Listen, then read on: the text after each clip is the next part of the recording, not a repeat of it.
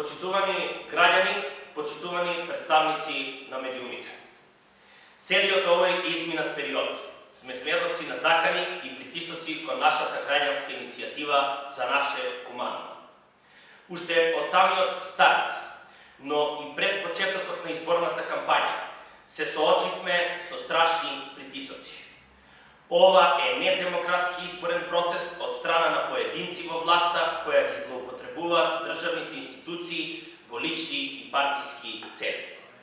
На 2 недели пред почетокот на кампањата за локални избори апелиравме дека се вршат зачестени притисоци врз кумановци, врз работени во јавната администрација во средните и основните училишта, врз членови и симпатизери на Социјал-демократскиот сојуз на Македонија.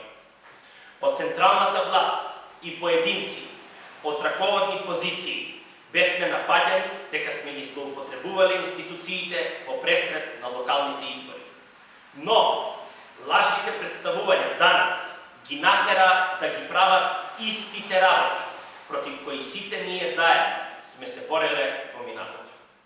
Со докази излеговме во јавноста дека централната власт и поединци од раководни позиции испраќаат СМС пораки и вршат притисок на вработени во државните институции за да доставуваат списоци со 10 до 15 гласачи.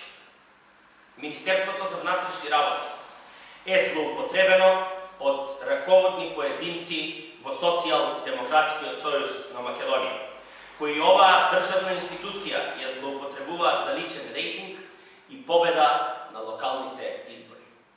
Министерот на оваа институција бара професионално работење, кое не се базира на политика, но реалноста е дека вработените ги користи за партиски цели. Целиот овој изминат период не знаеме всушност кој е кандидатот за градоначалник на општина Куманово. Дали тоа е Оливер Илиевски или Оливер Спасовски. Затоа што и двајцата заедно одат скоро на сите активности. Спасовски зборува како кандидат за градоначалник, а Оливер Илиевски аплодира. Покрај ова, Спасовски ја злоупотребува институцијата Министерство за внатрешни работи со вршени притисок врз работата на општина Куманово и нејзиниот градоначалник Максим Димитриевски, преку стопирање на градежните работи кои одамна се започнати и влезени во годишната програма. Дали овие чекори што се преземаат се демократски и коректни? Одговорот е не. Ова е срамно што се случува. Срамно е затоа што се обидуваат тој што коректно и често работи да го прикажат во поинакво светло. Колку повеќе зборуваат за принципи и вредности, толку повеќе во исто време злоупотребуваат, правејќи го другиот грешен. Класичното режимско постапување од најлошите денови на режимот и години на режимот го имаме и сега, ама кај поединци од власта кои ги имаат узурпирано државните институции за партиски цели.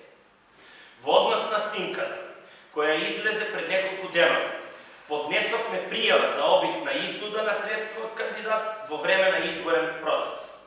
И на таа снимка станува збор и јасно се гледа за притисок и за организиран напад врз советници од граѓанската иницијатива за наше Куманово.